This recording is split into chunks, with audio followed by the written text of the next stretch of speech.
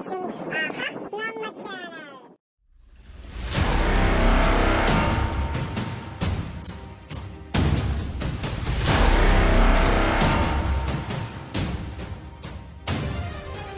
The complete solution. Our next question, that is question number 6, says explain why 7 into 11 into 13 plus 13 and 7 into 6 into 5 into 4 into 3 into 2 into 1 plus 5 are composite.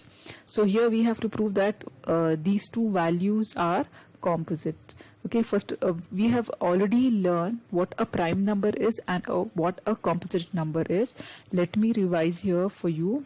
A prime number is a number which has factors 1 and itself. Okay, it will have only two factors, 1 and itself.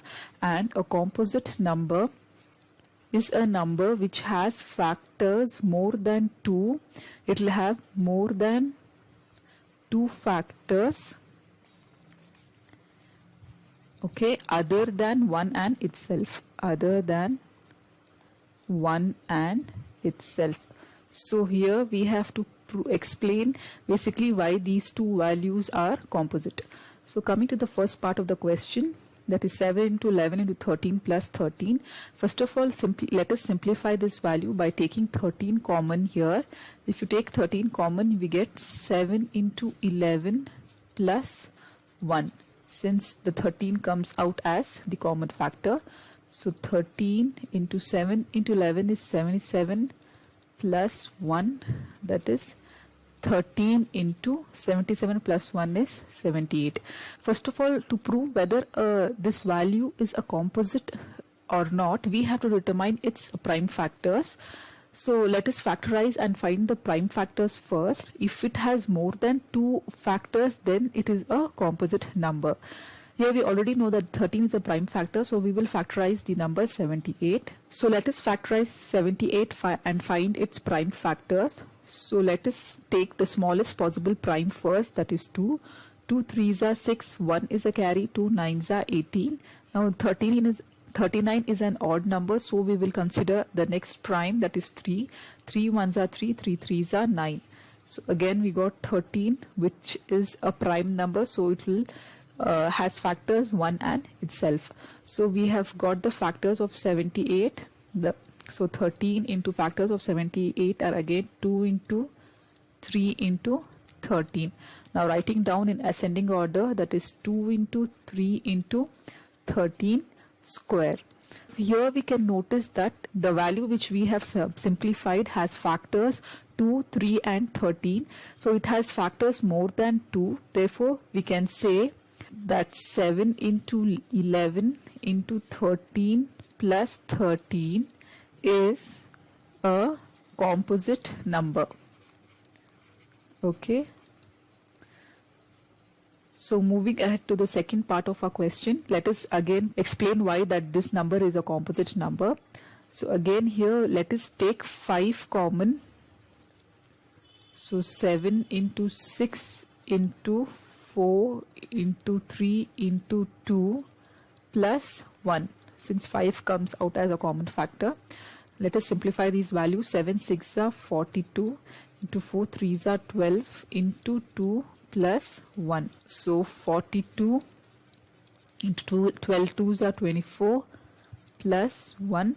Let us multiply 40 into 24 and find the value. 4 2s are 8, 4 4s are 16 into 2 2s are 4, 4 2s are 8.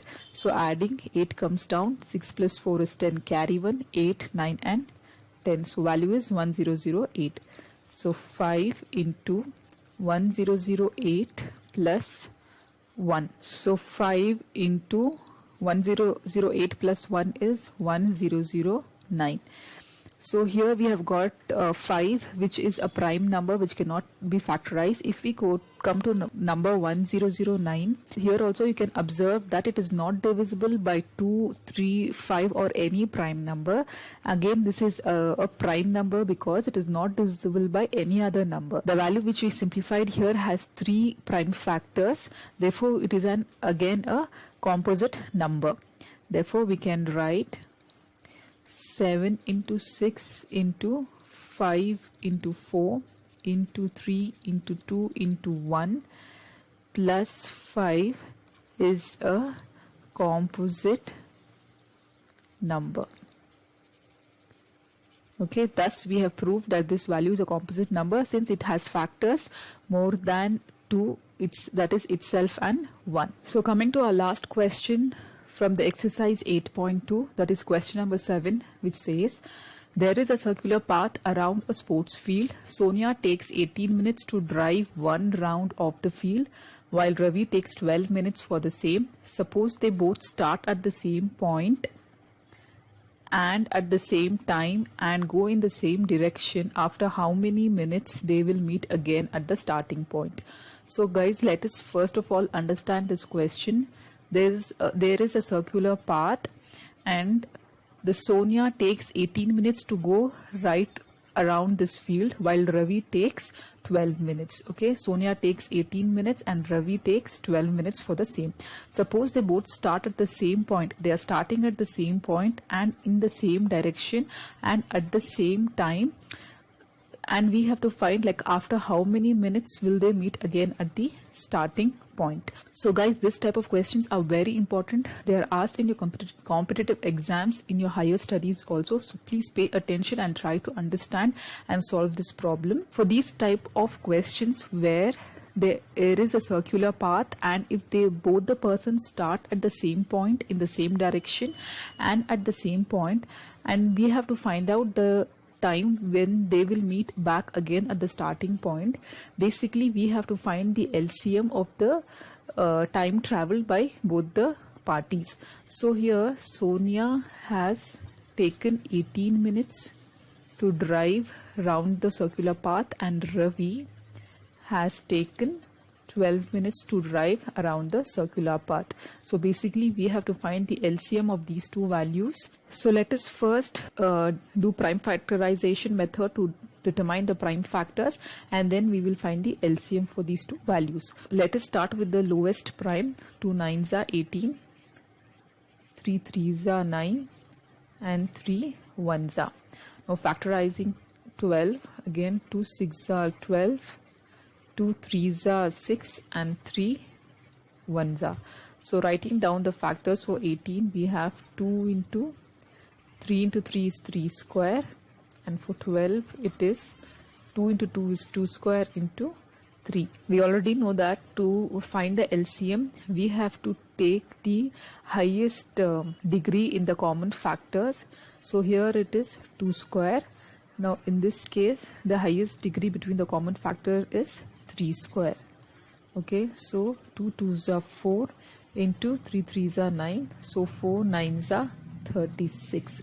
Therefore we can write the result as Sonia and Ravi will meet again at starting point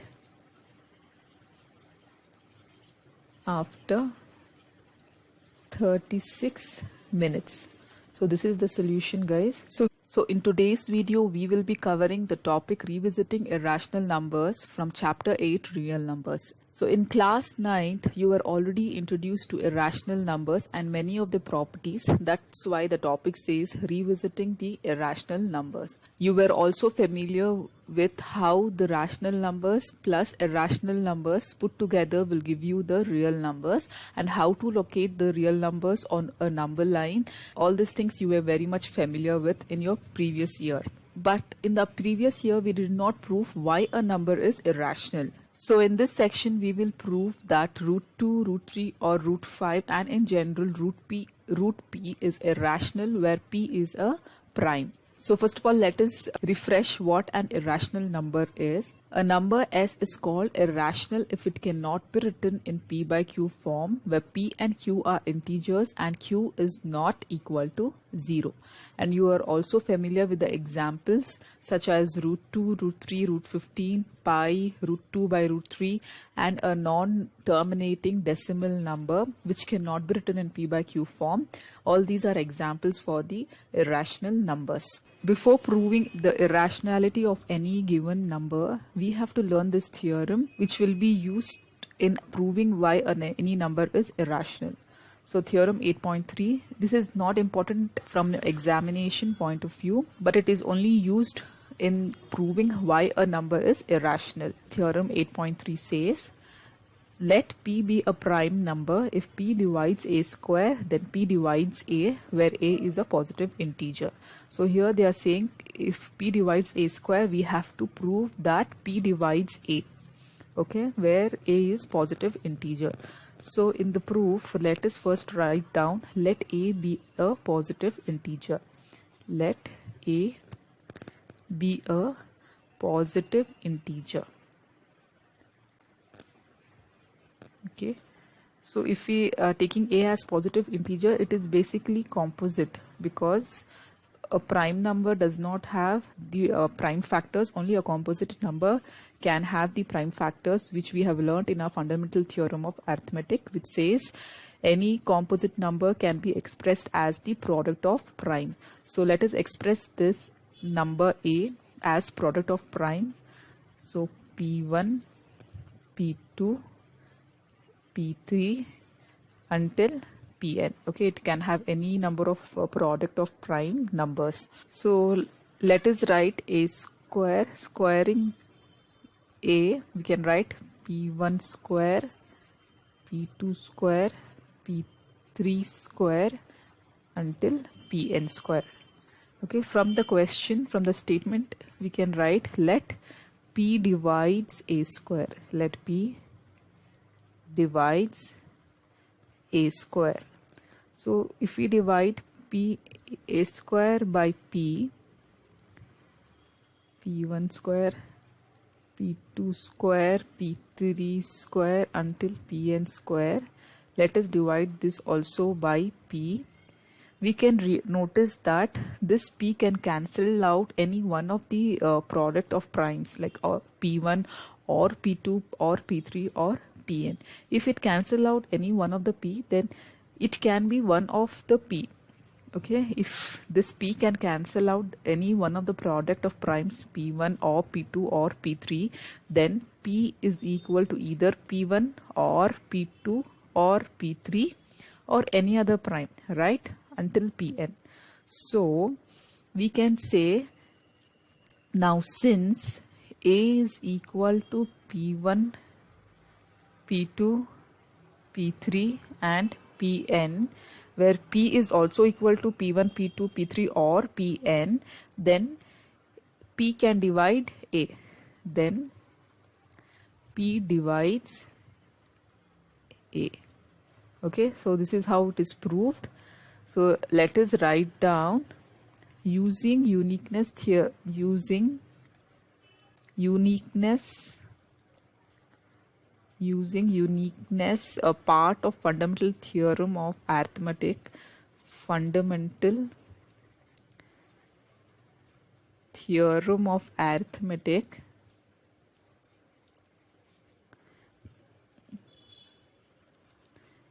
fundamental theorem of arithmetic, we realize that if p divides a square,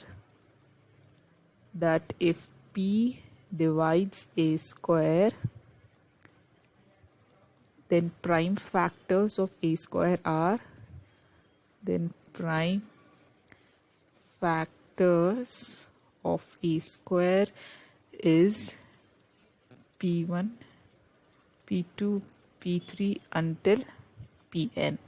Then p is one of the p1, p2 until pn. Then now since a is equal to p1, p2, p3 or pn, then p divides a square. Then p divides a. Okay, so this is how it is proved. Now using this proof, we will prove why a number is irrational. Now let us prove the theorem 8.4, which says root 2 is irrational. Here we have to prove that root 2 is an irrational number.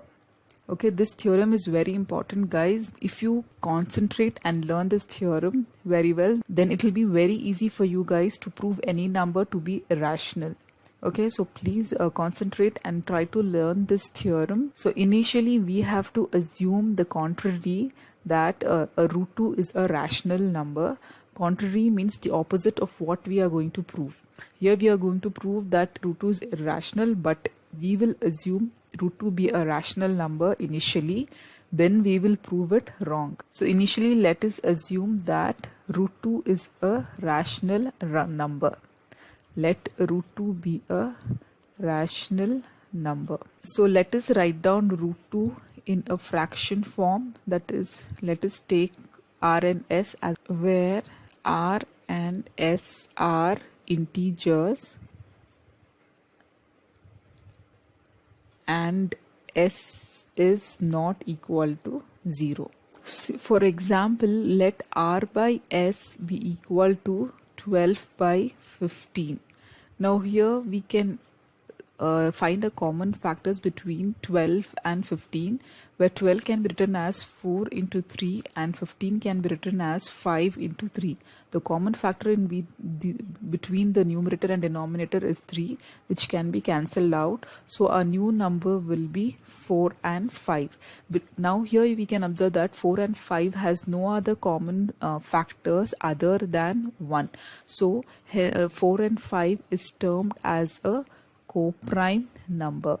Okay, so what is a co-prime number? Any number which has no other factors, any number which has no other common factors other than 1, which has no other common factor other than 1 is termed as a co-prime number. So here 4 and 5 is termed as a co-prime number. Okay, so R and S have common factors. Okay, R and S have common factors other than 1. Then we divide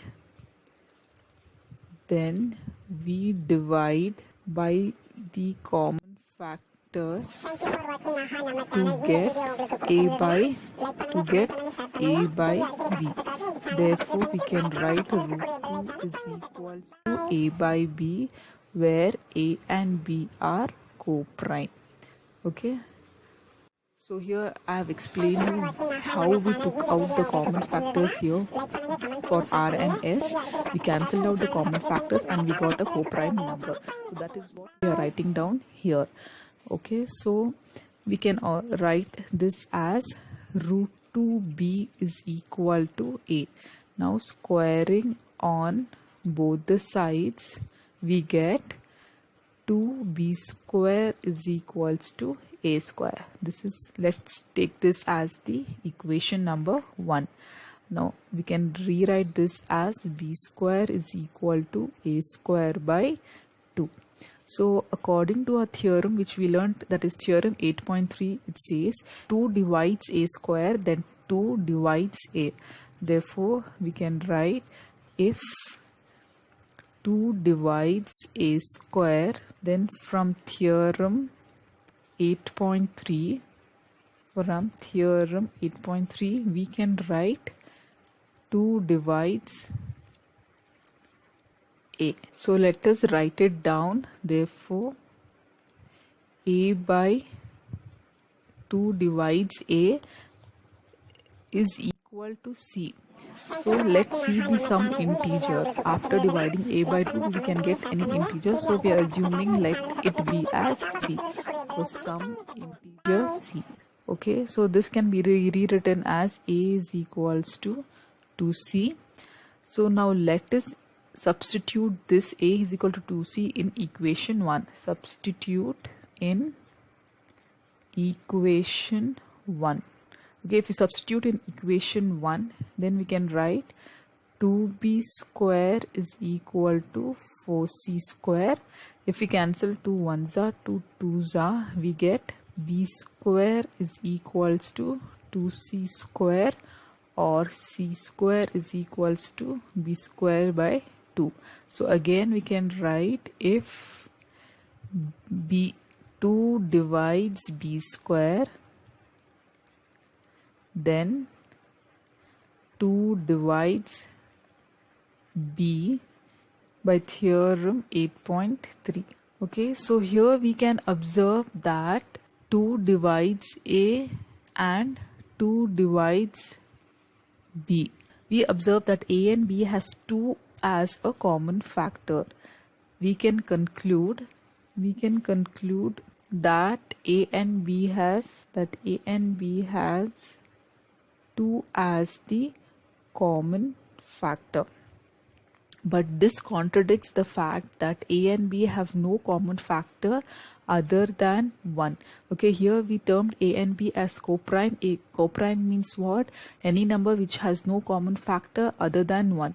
But here in the result, what are we observing? That a and b has 2 as the common factor. This contradiction has arisen due to the fact that initially we assumed root 2 to be a rational number, which was a wrong assumption. So therefore let us write it down. This contradiction has arisen due to our wrong assumption that root 2 is rational. Therefore we conclude root 2 to be an irrational number. Root 2 to be an irrational number. Okay, so this is a proof. So let me summarize to you again. So to prove root 2 to be irrational, initially we have to take the contrary of this, that is root 2 is a rational number. So let us write, writing down root 2 in a rational number format, that is in a fraction form, that is r by s, where r and s are integers and s is not equal to 0. Now since r and s have common factor other than 1, then we divide by the common factor to get a by b, that is the coprime. What is a coprime? Any number which has no other common factor other than 1 is supposed to be a coprime. So we are taking the coprime of r and s by dividing by the common factors. So we'll write root 2 is equals to a by b. So writing root 2 into b is equal to a and squaring of both the sides, we get 2b square is equals to a square. This will be our first equation. Then b square is equals to a square by 2. So according to our previous theorem, we write if 2 divides a square, then from theorem 8.3, 2 divides a. Okay. Suppose if we assume a by 2, we get some integer as c, we can write a is equals to 2c. Now this result we will substitute in our equation 1 here. The a value we are going to substitute. So we are going to get 2b square is equals to 4c square, cancelling out 2 and 4, we get b square is equals to 2c square. Then again we can write it as c square is equals to b square by 2. So again from our previous theorem we write if 2 divides b square, then 2 divides b. We can conclude here that a and b has 2 as the common factor. But this contradicts the fact that a and b is a coprime and it cannot have any common factor other than 1. But here we are getting for a and b as 2 as the common factor. Therefore, this contradiction has arisen due to our wrong assumption that root 2 is rational. Therefore, we conclude that root 2 is an irrational. Thank you for watching நம்ம channel. இந்த video உங்களுக்கு பிடிச்சிருந்ததுன்னா like பண்ணுங்க, comment பண்ணுங்க, share பண்ணுங்க. Video அடிக்கடி பார்க்கறதுக்காக இந்த சேனலை சப்ஸ்கிரைப் பண்ணிட்டு மறக்காம பக்கத்துல இருக்கக்கூடிய பெல் ஐகானை